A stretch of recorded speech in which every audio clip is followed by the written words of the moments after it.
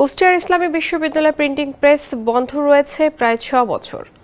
করোনাকালীন সময় থেকে ব্যবহার না করায় ৭০ লাখ টাকা ব্যয়ে কেনা প্রেসটি অকেজো প্রায়। অথচ এই প্রেস থেকেই ছাপানো হতো প্রশ্নপত্র, সনদপত্র, ক্যালেন্ডার থেকে শুরু করে বিশ্ববিদ্যালয়ের গুরুত্বপূর্ণ সব ডকুমেন্ট। কর্তৃপক্ষ বলছে বিশ্ববিদ্যালয়ের প্রেসটি চালুর বিষয়েরই মধ্যে উদ্যোগ নেওয়া হয়েছে। নিয়োগ দেওয়া হয়েছে প্রেস প্রশাসকও।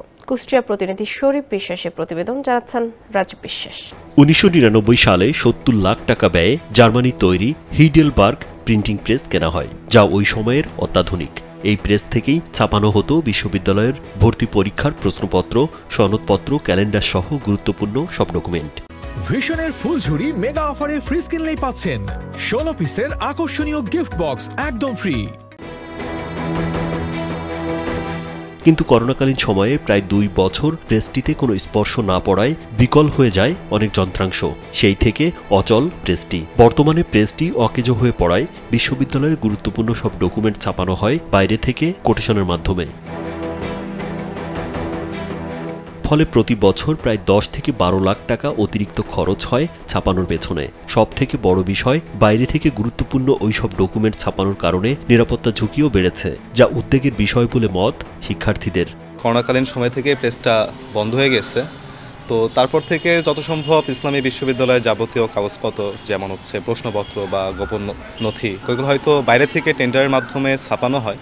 এটা অবশ্যই ঝুঁকিপূর্ণ, কারণ প্রশ্ন যদি বাইরে চলে যায় এটা হয়তো অনেকের কাছে যেতে পারে। সম্ভবত যারা বেতনপ্রাপ্ত কর্মচারী তারা তো বেতন পাচ্ছে, কিন্তু কাজগুলো তো করতেছে না। বিশ্ববিদ্যালয় যেমন আর্থিকভাবে ক্ষতিগ্রস্ত হচ্ছে, তেমনি আমরা আমাদের বিশ্ববিদ্যালয়ের সার্টিফিকেট থেকে শুরু করে বিভিন্ন প্যাড এবং চিঠিপত্র তৈরি যে কার্যাবলী আছে সেগুলো বাইরে থেকে করে আনার ক্ষেত্রে আমরা নিরাপত্তাহীনতা একটা ব্যাপার থাকে। বিশ্ববিদ্যালয় প্রেসের দায়িত্বে থাকা এই কর্মকর্তারা জানান, প্রেসটি বছরের পর বছর বন্ধ থাকায় কার্যক্ষমতা হারিয়েছে। এরই মধ্যে প্রেসটি মেরামতের জন্য কিছু অর্থও বরাদ্দ দেওয়া হয়েছে। ৬৫,০০০ টাকার একটা বাজেট দিয়েছে। মেশিংয়ের প্রাথমিক কারণ জিনিস চিহ্নিত করার জন্য একটা প্রাথমিক বাজেট দিয়েছে। আর রোজার জন্য হলে ঈদের পরে যত সম্ভব কাজটা শুরু করবে। বর্তমান প্রশাসন এসে এই মেশিনটা মেরামতের পদক্ষেপ নিয়েছে। এই পদক্ষেপে প্রশাসন খুবই আগ্রহী এবং এই কিছু টাকাও হয়েছে মেশিন পর্যালোচনা করে কোথায় কি পার্টস বা কি লাগে সেটা ব্যবস্থা খুব দ্রুত মাননীয় ভিসি স্যার এর পদক্ষেপ নিয়েছে। প্রেসটি নতুন করে চালুর বিষয়ে এরই মধ্যে উদ্যোগ নেওয়া হয়েছে বলে জানালেন বিশ্ববিদ্যালয়ের উপাচার্য।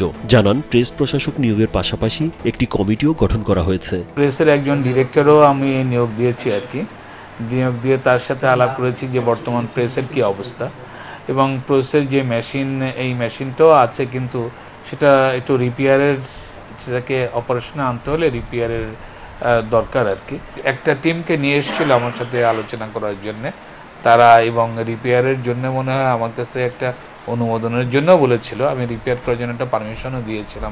সংশ্লিষ্টরা বলছেন, প্রেসটি দ্রুত চালু করা না গেলে আর্থিক ক্ষতির পাশাপাশি নিরাপত্তা ঝুঁকির মধ্যে পড়তে পারে বিশ্ববিদ্যালয়টি। রাজীব বিশ্বাস, কালবেলা।